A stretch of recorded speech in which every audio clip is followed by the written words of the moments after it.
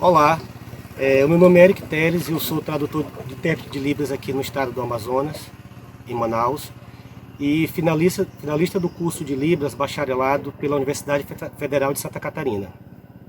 Sou pesquisador também na área de indígenas surdos, nos municípios de Tefé e Alvarães, dentro do estado do Amazonas, especificamente na calha do Médio Solimões, dentro das escolas indígenas, onde atuam algumas pessoas que desenvolvem a mesma função de tradutor e intérprete de Libras.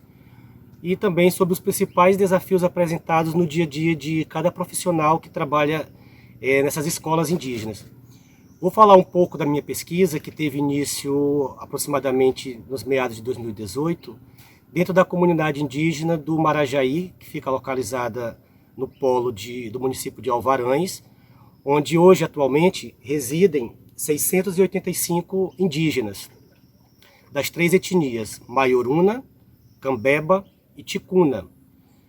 Os três sinais utilizados pelos indígenas e também pelos intérpretes que trabalham no local são esse Maioruna, que eles utilizam esse aqui, e o penache, né, surgindo aqui na cabeça, Cambeba, configuração em K, e penas também, e Ticuna. Para Ticuna eles utilizam os dois sinais, tanto com um dedo quanto com o dois, que representa a pintura com tinta de genipapo. Quero aproveitar também para pedir desculpas por não estar apresentando esse trabalho ao vivo, porque, como a minoria sabe e desconhece também, a precariedade da internet ela é muito limitada no interior e principalmente dentro das comunidades indígenas. E eu fiquei preocupado de não conseguir apresentar esse trabalho no dia devido a isso, então eu entrei em contato antecipado com a coordenação do evento, pedi autorização para estar gravando a apresentação e posteriormente estar enviando para que eles pudessem só fazer o repasse no dia do evento. Infelizmente também o tempo que nos deram para apresentar é 10 minutos e não tem como apresentar uma pesquisa mais detalhada. E vamos lá para a apresentação. Bom, o tema da minha pesquisa, o tema é os desafios enfrentados na atuação do tradutor e intérprete de Libras dentro das escolas das comunidades indígenas do Médio Solimões.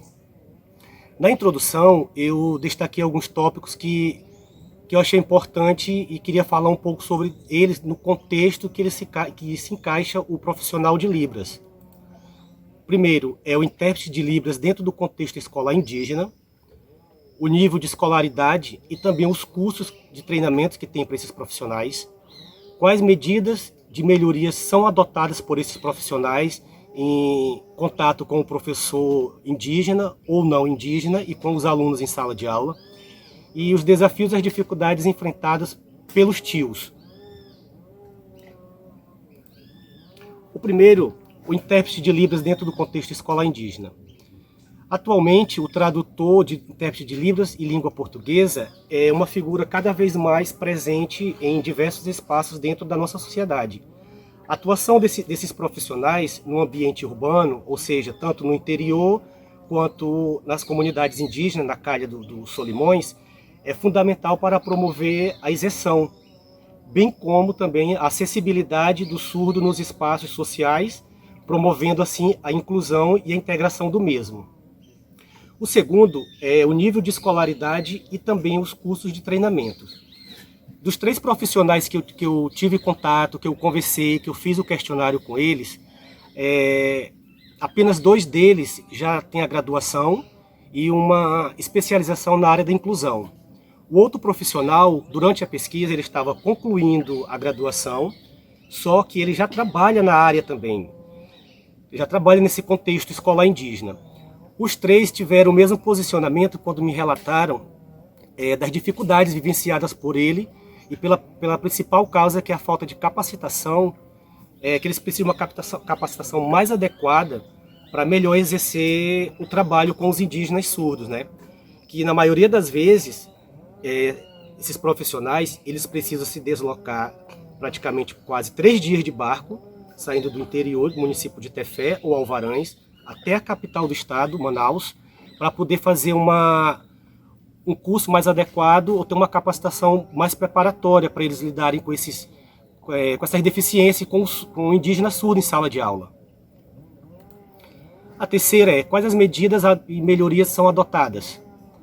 Mesmo com a limitação ao acesso à internet, esses profissionais eles adotam estratégia de pesquisa nas plataformas digitais, Facebook, YouTube e as demais, para sempre eles estarem atualizados, principalmente do uso de materiais adequados, questão de sinais e de outros contextos variados, para melhor desenvolver o trabalho dentro de sala de aula.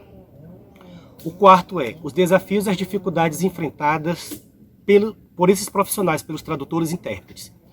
Uma das principais e maiores dificuldades enfrentadas são o acesso aos locais, a locomoção, porque na maioria das vezes eles saem em canoas pequenas, saem da cidade até essas comunidades indígenas, que dura aproximadamente 2 horas e meia, que aqui é conhecido como catraia, né? As canoas são as pequenas embarcações. E eles vão até as escolas e retornam novamente ao final do dia, ou então na manhã ou à tarde, às vezes até à noite também. E isso todos os dias da semana. Além disso, das dificuldades em relação aos cursos de capacitação, que já foi falado anteriormente no tópico 3, em consequência disso também ainda existem os problemas complexos. Esses problemas eles são passíveis de análise e de uma investigação que precisa ser mais aprofundada, com base na literatura especializada e numa legislação considerando as dificuldades tanto do deslocamento dessas comunidades indígenas em torno do Médio Solimões, por exemplo, nos 2 municípios citados, Tefé e Alvarães. O objetivo geral da pesquisa. A pesquisa foi realizada em campo e teve como objetivo constatar as peculiaridades que valorizam o trabalho do profissional tradutor-intérprete, né? Então, para isso, foram investigados os aspectos relacionados tanto à formação profissional, na área em que ele atua, a experiência, as expectativas em relação à profissão, os desafios e as dificuldades enfrentadas ao se depararem com o uso de uma língua de sinais dentro da sala de aula relacionada aos indígenas surdos, nas escolas do Médio Solimões. Objetivo específico. Foi destacado alguns. Verificar dificuldades enfrentadas pelos tradutores e intérpretes dentro e fora da sala de aula. Demonstrar a importância dos tradutores, intérprete de Libras, para o povo indígena surdo no âmbito escolar. Que tipo de comunicação é utilizada? Como que eles se comunicam dentro da sala de aula, com a ajuda do professor indígena? Quais as estratégias que os tios utilizam para melhor desenvolver a interpretação? E verificar como são realizadas as escolhas dos sinais pelos profissionais. Procedimentos metodológicos. Nas mais variadas formas existentes de pesquisa, eu optei em fazer um levantamento baseado através de meios de pesquisa como entrevista e observações. Eu utilizei algumas referências, professora Ronice Quadros, da UFSC, né? O tradutor e intérprete de língua brasileira de sinais e a língua portuguesa, da colega Aline Sumaio, que fez um trabalho excelente junto com a etnia terena, da professora Lacerda também, né? E da magnífica Shirley Vilhalva, com um trabalho excelente que ela fez dentro de algumas comunidades indígenas, o mapeamento de língua de sinais no Mato Grosso do Sul. Então essa foi a apresentação, que pena que o tempo é curto, né? Espero que vocês tenham gostado. Dúvidas, precisarem de material ou de outras coisas, o meu e-mail, o meu contato está no início da apresentação e até a próxima.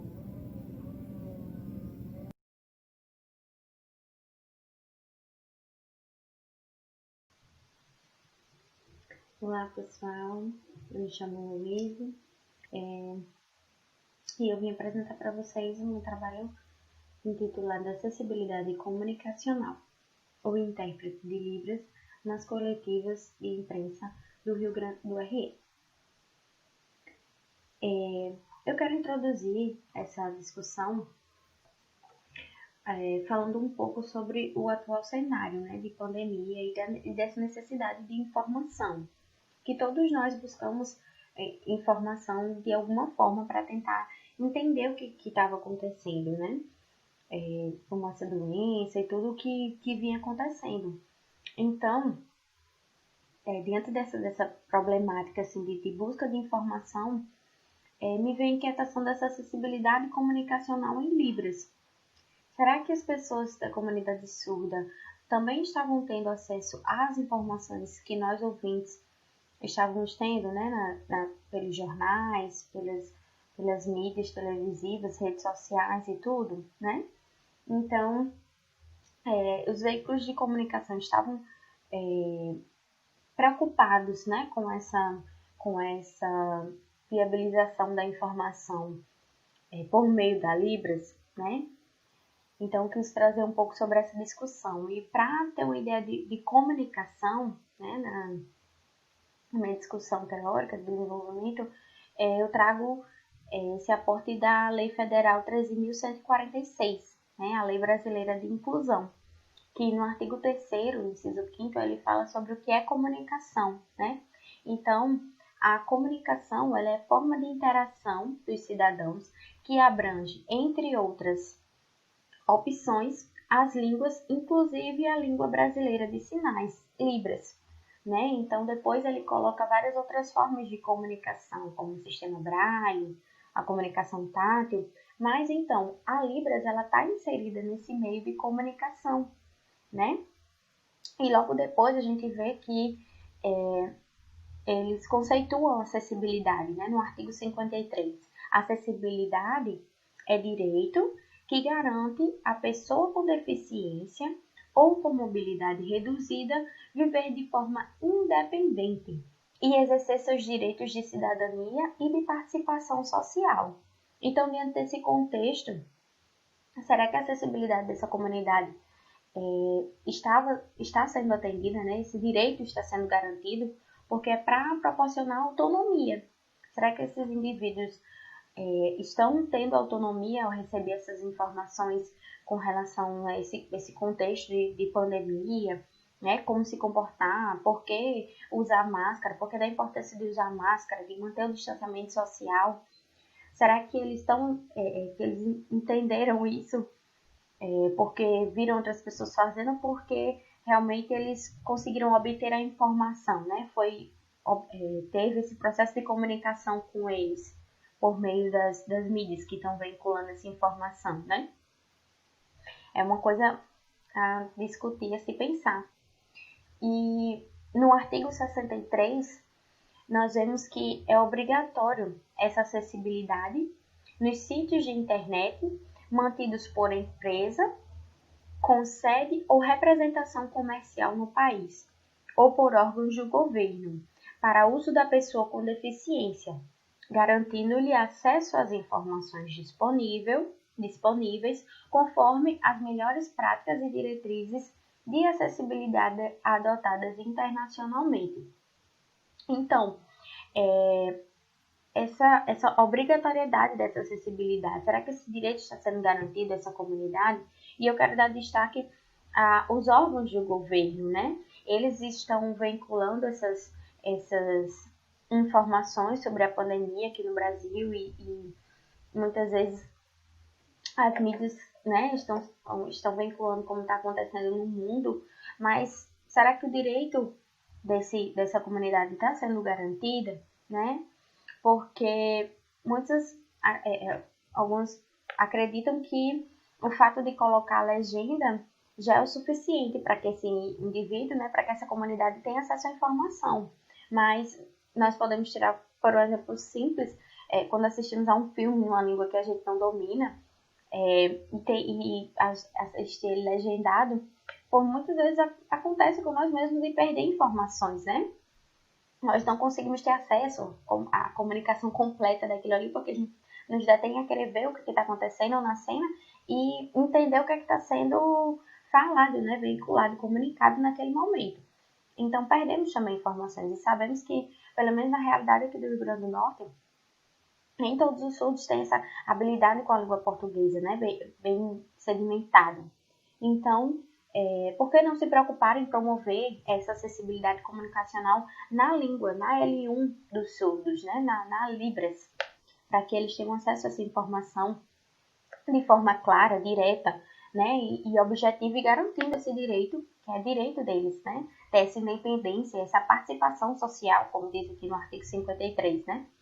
Então, trazendo para a realidade, né, trazendo assim para a minha vivência como tradutora e intérprete aqui no Rio Grande do Norte, aqui aconteceu uma parceria entre a Secretaria da Educação e a Secretaria de Saúde, diante desse momento de pandemia, de necessidade de comunicar e informar toda a sociedade o que estava acontecendo e da necessidade das medidas de prevenção que precisava ser tomada para que não houvesse, né, um colapso na saúde, um colapso no Estado, um aumento no número de mortes.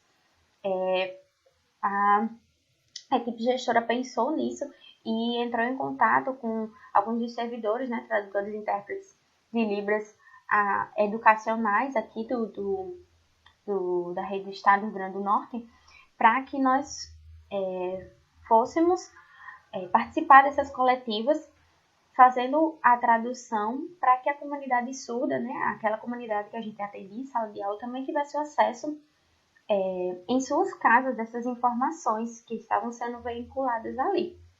Então, diariamente, né, nós criamos uma comissão e diariamente nós estamos indo lá realizar a tradução. E diante da nossa aparição também, a comunidade surda foi bem receptiva, colaborando. Inclusive, a gente sempre procura saber o feedback deles com relação à tradução, as informações veiculadas, se está sendo veiculada da melhor maneira, né, de entendimento para eles.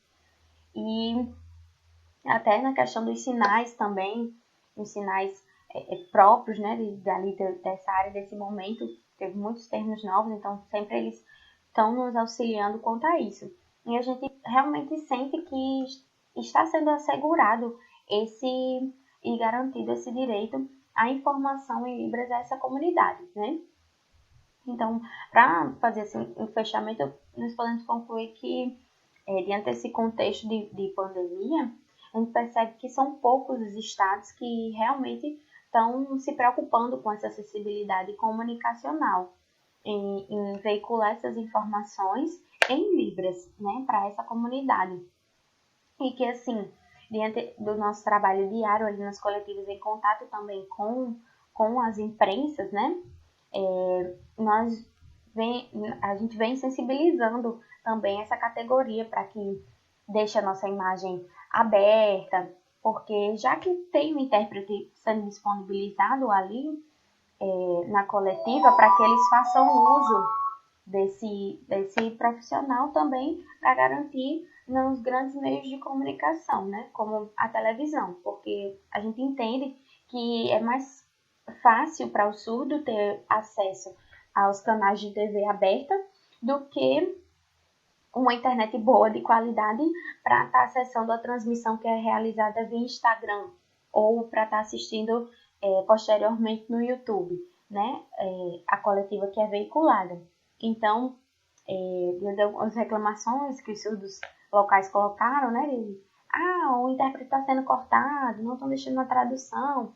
Então, a gente conseguiu conversar com as equipes, sensibilizar eles e conscientizá-los para a importância de manter a figura do intérprete ali durante as perguntas, os questionamentos que são feitos durante a coletiva de imprensa, né?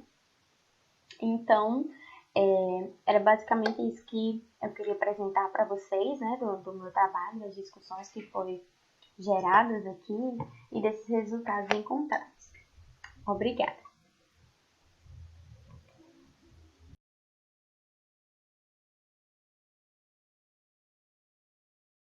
Olá a todos e a todas, eu sou Letícia de Souza Leite, doutoranda em Estudos Linguísticos pela Universidade Federal de Uberlândia, sou orientanda da professora Eliamar Godoy e pesquisadora do grupo de pesquisas em Estudos da Linguagem, Libras, Educação Especial e à Distância e Tecnologias. Venho apresentar a vocês uma pesquisa em estágio inicial intitulada Ensino Bilíngue para Surdos e Formação Docente, Lacunas entre Teoria e Prática. A exigência da formação docente, pautada na especificidade do aluno surdo, geralmente é fonte de entraves que leva a crescente demanda por profissionais qualificados.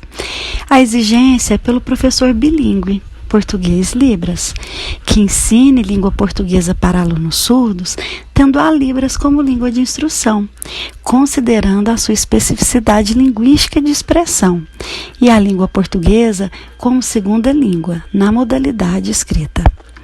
Nesse viés, o presente estudo, como eu pontuei anteriormente, é um estudo ainda em estágio inicial. Quais são os objetivos? Inicialmente, o objetivo geral é investigar as lacunas entre teoria na formação e prática no atendimento educacional especializado para surdos, além de discutir questões referentes ao desafio da educação bilíngue, que compreende a Libras como primeira língua e a língua portuguesa como segunda língua. Importante considerar que na modalidade escrita. Além disso, pretendemos também refletir sobre as práticas educativas que ocorrem no atendimento educacional especializado para surdos. O cenário de pesquisa é esse ambiente do atendimento educacional especializado para surdos de 2 escolas estaduais em uma cidade no interior mineiro. E os participantes de pesquisa são os professores que atuam neste contexto. O quadro teórico que orienta a pesquisa sustenta-se em estudos sobre a formação de professores e a educação bilíngue para alunos surdos, quais sejam os estudos de Damásio e Alves, 2010, Godoy, 2019, Carnot, 2012, Lodge, 2004, Wish e Bolzan, 2017, dentre outros autores que vão fundamentar as discussões, e ainda alguns documentos oficiais, tais como a Lei 10.436 de 2002, o Decreto 5626 de 2005 e o Decreto 7.611 de 2011. A temática proposta evoca atenção para uma série de desafios que permeiam o processo de formação de professores para atuar na perspectiva bilíngue, na oferta do atendimento educacional especializado para surdos, uma vez que a promoção de condições de acessibilidade ao aluno surdo se pauta na instrumentalização linguística. Na oportunidade, eu agradeço e parabenizo a equipe organizadora pela excelência do evento. Um agradecimento especial à querida Priscila, que desde o momento inicial acompanhou, esclarecendo as dúvidas, recebendo ainda que à distância, com um abraço que representa alento em meio ao caos da pandemia. Agradeço também a todos e todas as colegas por compartilharem as suas pesquisas nesse momento de suma importância que certamente vai impactar e significar a nossa aprendizagem. Muito obrigada a todos e a todas!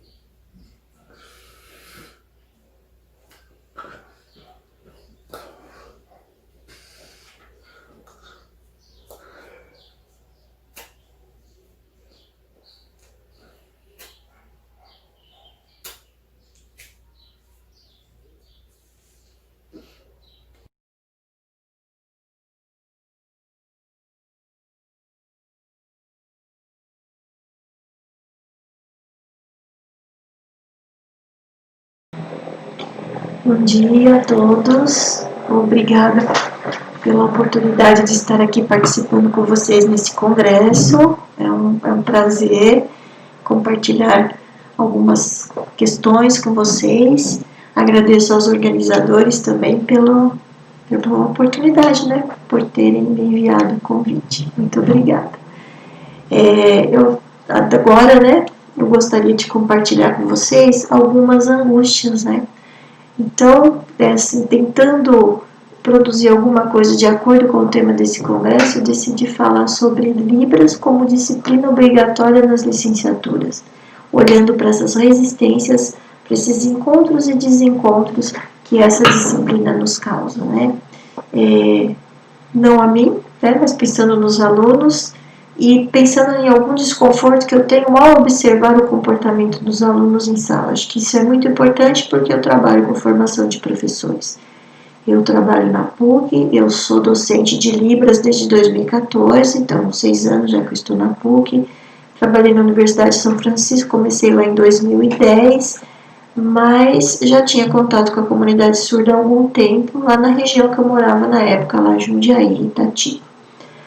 Eu acredito que as minhas angústias não são só minhas.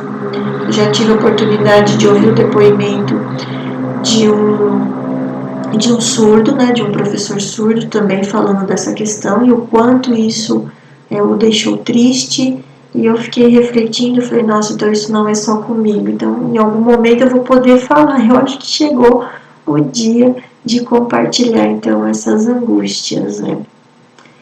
Pensar na obrigatoriedade da língua de sinais me leva a algumas questões. E eu julgo serem muito sérias, porque, como eu disse, trabalho com formação de professores. Eu tenho aula em todas as licenciaturas. Agora nós temos Libras na medicina, nós temos também as práticas de formação, então são alunos de todos os cursos que vão assistir as minhas aulas, e eu considero isso uma responsabilidade muito grande. E lidar com um público tão diverso me faz ler, estudar e tentar entender algumas questões.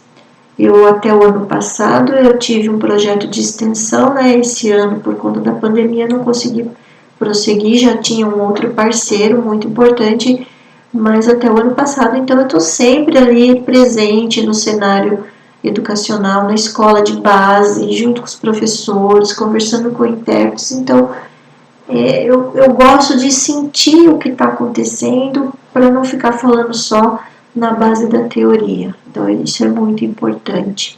Então, são questões que em 10 minutos, com certeza, eu não vou conseguir resposta para tudo, não vou conseguir responder tudo e em algum momento eu espero que vocês também consigam compartilhar comigo os conhecimentos de vocês. Mais do que nunca, de fato, nós temos um desafio proposto por uma modernidade que a gente pode chamar de contemporâneo, por ser atual, mas de uma modernidade. E no meio de todas essas discussões, né, em torno da questão da inclusão, e aí a gente leva esse foco para a questão da educação de surdos, são questões muito sérias, e é um desafio, mas ao mesmo tempo, quando eu penso em tudo que o povo surdo já sofreu e já lutou por condições de educação melhores, pelos seus direitos de ter intérprete em diferentes contextos, eu penso que algum avanço existe, né? A gente não pode pensar que a gente não saiu do zero. Algum avanço existe sim, e se a gente olhar para outros países, o Brasil até que avançou muito. Eu tenho muito orgulho de saber que pessoas lá fora leem as produções brasileiras em torno da educação dos surdos. Isso é muito bom. E às vezes a gente não para pensar nisso. Então tem muito avanço, tem algum avanço, mas também tem muita luta ainda. Então eu acabo pensando assim, nossa, quanto que eu ainda tenho que estudar? Não vou dar conta, né? São jovens que estão chegando aí. Quanto que ainda temos que estudar, quanto que ainda temos que trabalhar para mudar algumas situações e alguns comportamentos. Então, isso é muito importante para mim. Por isso, né, ao mesmo tempo que eu penso nos avanços, eu também penso em todas essas questões, isso como às vezes me angustia. E aí eu vou usar, então, uma metáfora, né, falar da pandemia. Então, antes da pandemia, eu tinha aulas presenciais, eu já sentia essa angústia. Qual que era a minha angústia?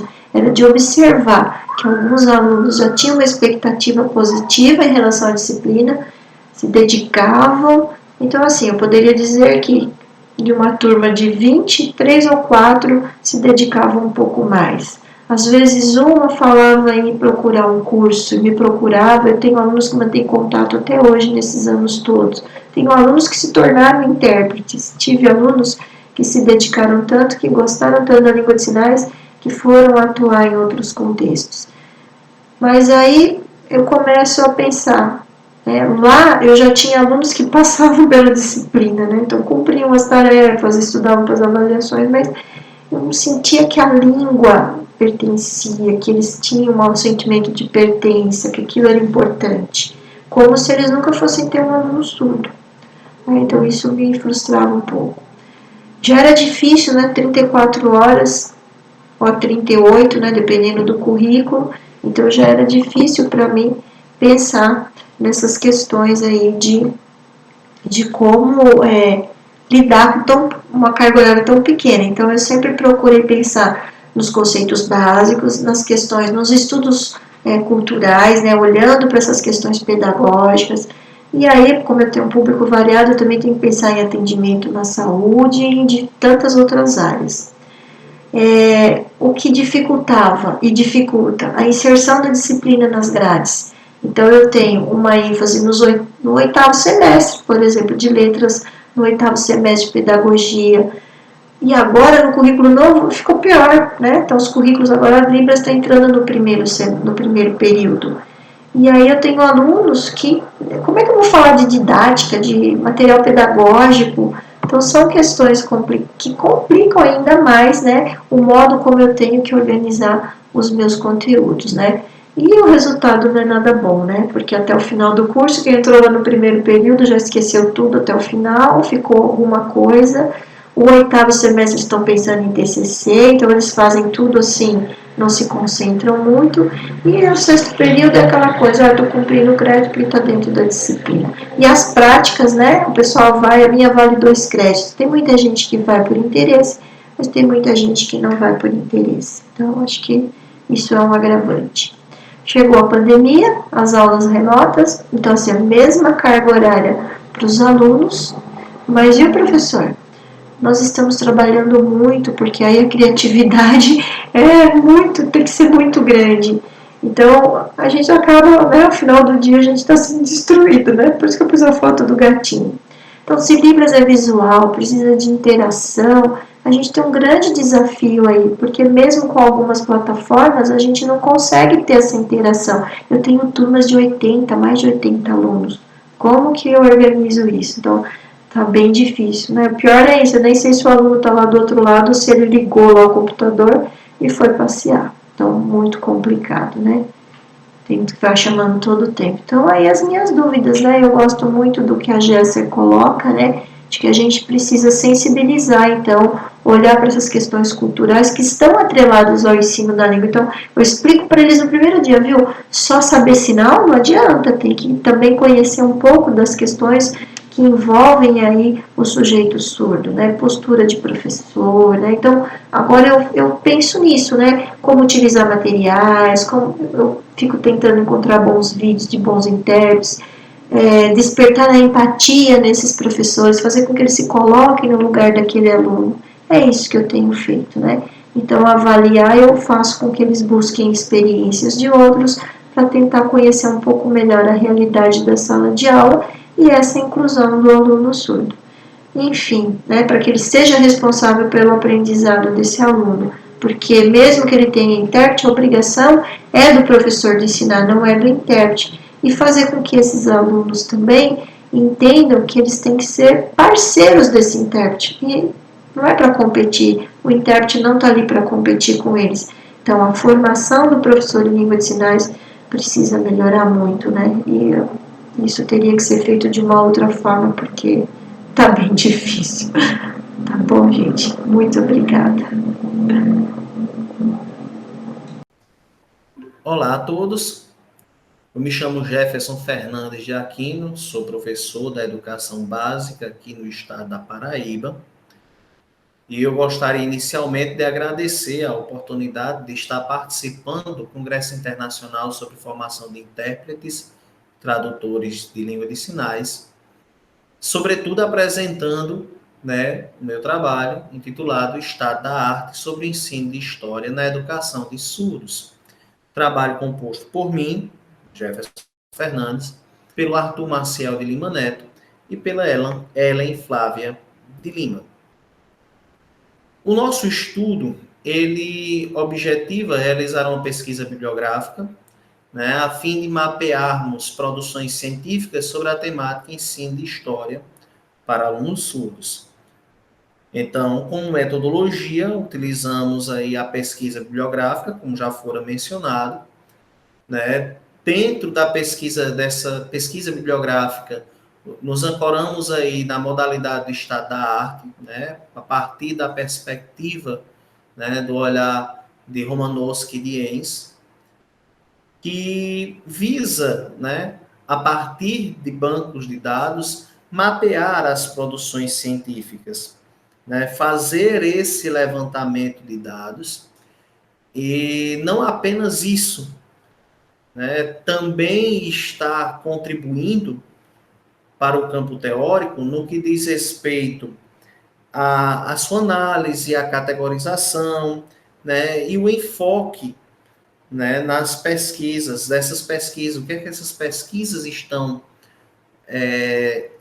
tratando, né? Então, não é apenas um mapeamento, é também uma análise do conhecimento que ali está, certo?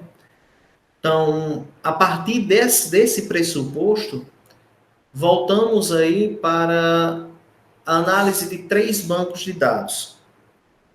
O catálogo de tese e dissertações da CAPES, a revista História Hoje e os encontros estaduais da ANPU Paraíba. O catálogo de teses e dissertações da CAPES, procuramos aí entre os anos 2016 a 2018, né, o porquê deste banco de dados ser justamente aí as pesquisas com maior enfoque, né, pesquisa de mestrado, a nível de mestrado e doutorado, né, para compreendermos também aí onde essa temática, né, entra dentro desses programas. A revista História Hoje, que é uma publicação da Associação dos Professores de História, né, a ANPU, tá? Também procuramos entre os anos 2016 a 2018, e os encontros estaduais da ANPU, que acontecem bianualmente, tá? No caso, os anos 2012, 2016 e 2018. Pela lógica, seria iniciar pelo ano 2014, né? Mas nas nossas buscas, não encontramos no site da ANPU Paraíba os anais do evento, né, do ano 2014. Então, por isso, recorremos ao ano, a edição mais próxima do evento, que foi o ano 2012. Utilizamos como descritores, a fim de refinar a busca, né, de achar essas produções, utilizamos descritores ensino história, surdos, tecnologias assistivas e ensino surdos. Se vocês bem observarem, não tem alguns conectivos, né, porque pela lógica seria ensino de história, tecnologias assistivas e ensino de surdos. Não há esse conectivo, nós não utilizamos esse conectivo para facilitar a busca, né? Uma vez que se colocássemos eles iriam nos levar, né? Nós até tentamos inicialmente na busca fazer com esses descritores, mas eles nos levavam a resultados que não eram condizentes àquilo que estávamos esperando. Ao colocar, né, apenas os termos ensino, história, surdos, tecnologias assistivas, exatamente entre aspas, né, desta forma que colocamos aqui em nosso slide, conseguimos chegar muito próximo do material que queríamos. Para ampliar essa busca, refinamos outros escritores, né, como uso mídias e ensino, né, mais uma vez aí, ensino história. Exatamente assim, com letras maiúsculas e letras minúsculas, que nos foram levando também a esses dados, certo? Com resultados dessa busca, né, nós tivemos aí num primeiro levantamento, dentro do catálogo de teses e dissertações da CAPES, 30 produções a nível de mestrado. Dentro da revista História Hoje, nas edições de 2016, nós contabilizamos aí 30 produções. Isso voltados para aqueles descritores, tanto ensino história, surdos, tecnologias assistivas, certo? Antes de prosseguir, é interessante que dentro do levantamento, frisar que dentro do levantamento do catálogo de teses e dissertações da CAPES, né, nós também fomos refinando a busca, né, colocando por programa, né, por área de conhecimento, né, filtros que a própria plataforma nos oferece. Como os demais, tanto a revista História Hoje, os encontros estaduais da AMPU,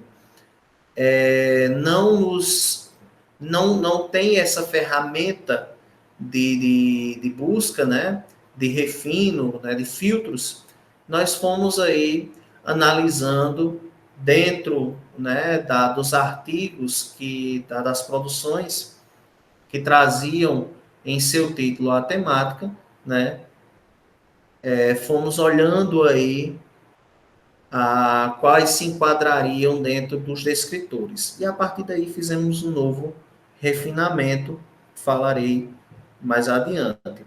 Né? Nos encontros estaduais da AMPU, Paraíba, nosso terceiro tópico aí, de um total de 400 produções, né, das 3 edições, localizamos trabalhos apenas sobre o descritor uso mídias e ensino história, respectivamente 12 no ano de 2012, 4 na edição de 2016 e 4 na edição 2018. Com esse primeiro levantamento, focamos aí em um novo refinamento. Este refinamento contou com a análise do título e do resumo. E neste novo levantamento, de todas as produções contabilizadas, chegamos a um total de 16 estudos. Dentro desses 16 estudos, categorizamos em 2 grandes grupos. Na primeira categoria, práticas pedagógicas no ensino de surdos, né, categorizamos 5 estudos. Esses 5 estudos, eles dizem respeito exatamente a práticas voltadas para a educação de surdos que envolvem o ensino de história ou não, né? Isso dentro das produções a nível de mestrado, principalmente, certo? Na segunda categoria, né, mídias no ensino de história, nós colocamos aí, categorizamos mais 11 estudos. A lógica dessa categorização foi justamente contribuir para que quem esteja estudando, né, sobre a temática possa, a partir dessa segunda categoria, adequar, né, os estudos que nós colocamos nessa categoria, né, eles podem ser, ao nosso ver, muito bem aplicáveis ao ensino de história, né, ao ensino de surdos, né, que são metodologias, são produções que refletem, ora, práticas docentes, né, bem-sucedidas, utilizando mídias para o ensino de história. E essas mídias no ensino de história que podem ser muito bem utilizadas na prática docente, na educação, né, no ensino de alunos com surdez, né, de alunos surdos. Ok? Toda essa pesquisa, né, nos chama a atenção para um número de produções a respeito da temática.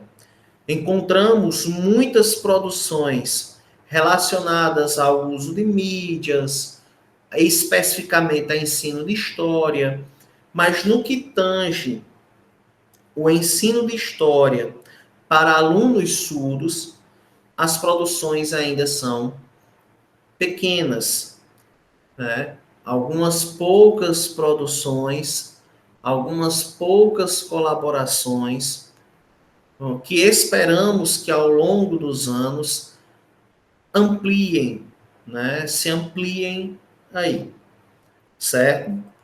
Essas são as nossas referências. Eu espero que vocês tenham gostado aí do trabalho e qualquer dúvida, qualquer outra questão que possa estar esclarecendo, me coloco aí à disposição da comissão do evento para estar sanando né, cada uma delas. Mais uma vez, obrigado pela oportunidade, né, e até uma próxima.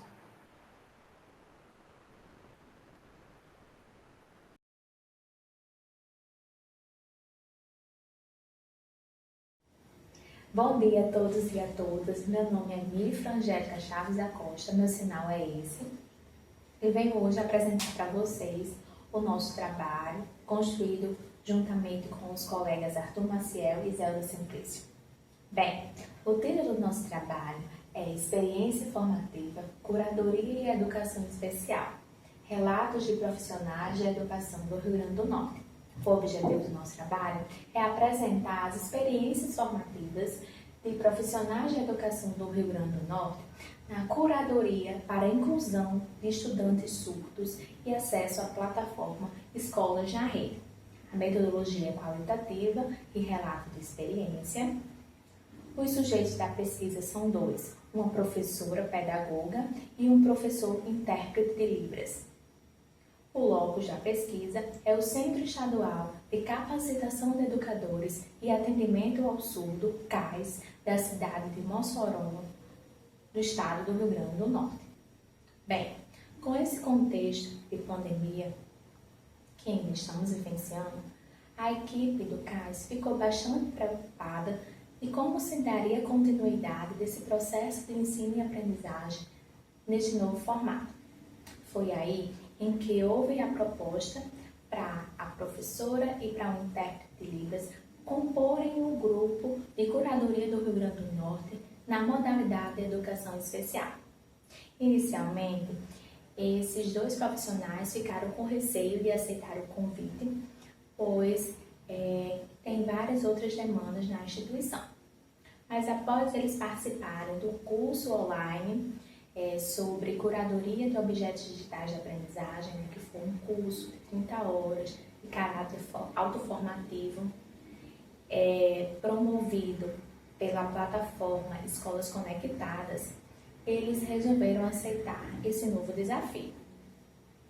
Após esse momento, eles participaram de reuniões, formações, lives sobre a elaboração de roteiros de estudo. Que os roteiros de estudo, eles surgiram para suprir essa nova necessidade dos alunos continuarem seus estudos em casa. Então, a professora e o intérprete de Libras, eles estavam sempre elaborando roteiros com temáticas interessantes que instigassem os alunos a estarem realizando essas atividades.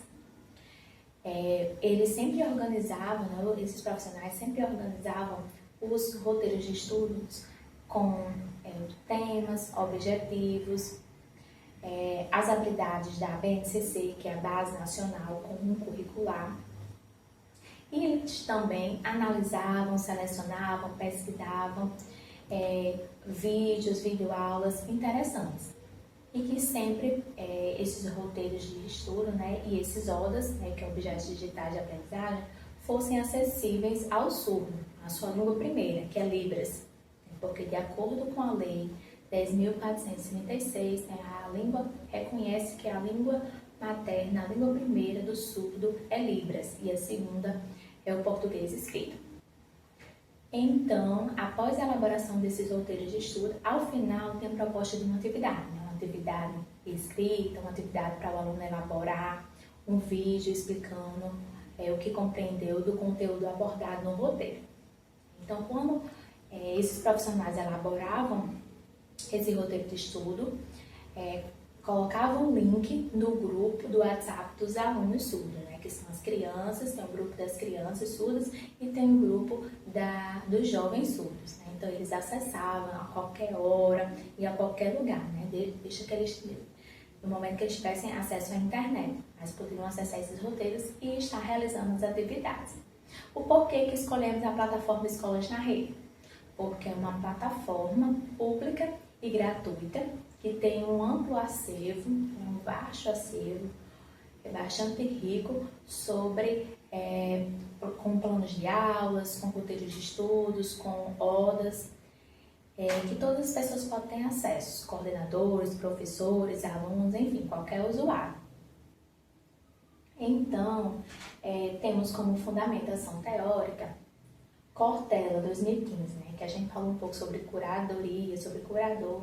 Então, Cortella ele vem colocar que curadoria é curar. Curar o quê? É alguém que vai cuidar por nós.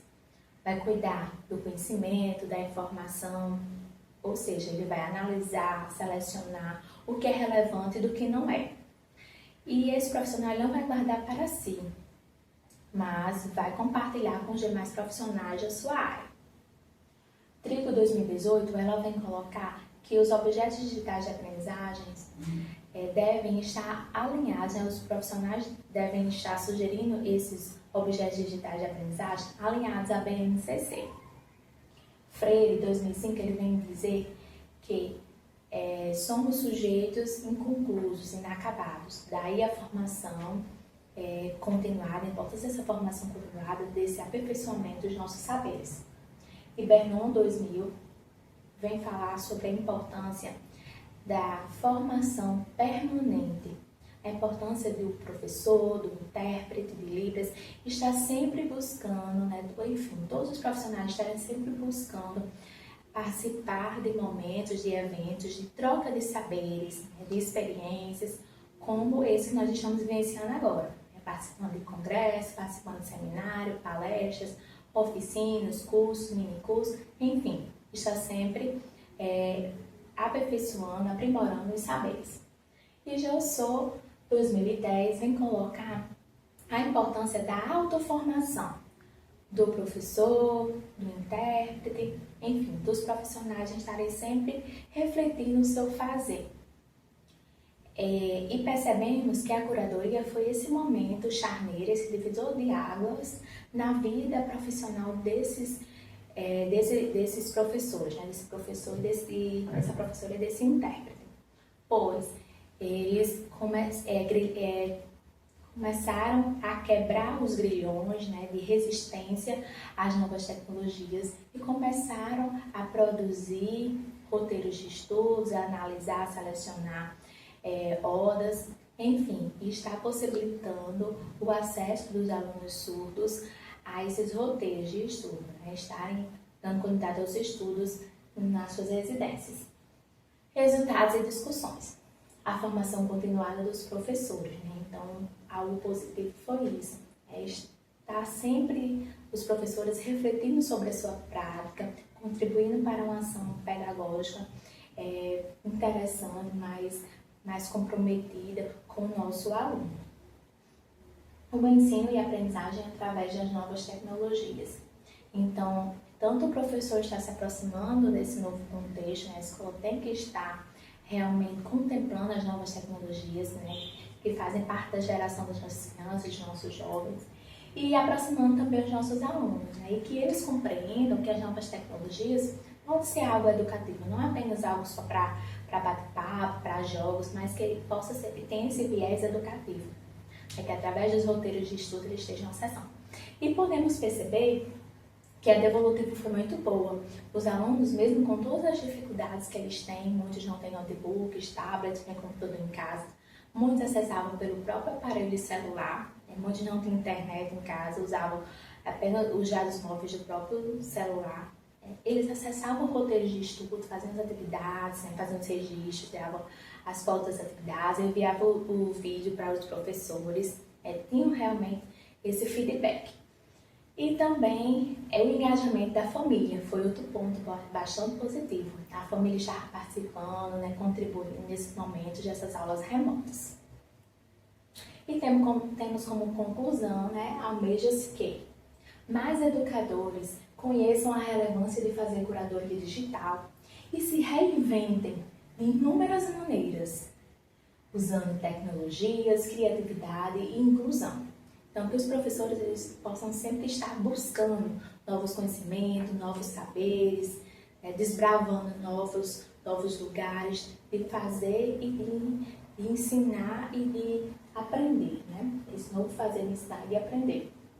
Usando sempre a criatividade, né? Buscando novas estratégias metodológicas e possibilitando que todos sejam incluídos nesse processo, né? Todos tenham acesso ao processo de ensino-aprendizagem, todos sejam coparticipantes desse processo. E aqui temos algumas referências. E muito obrigada!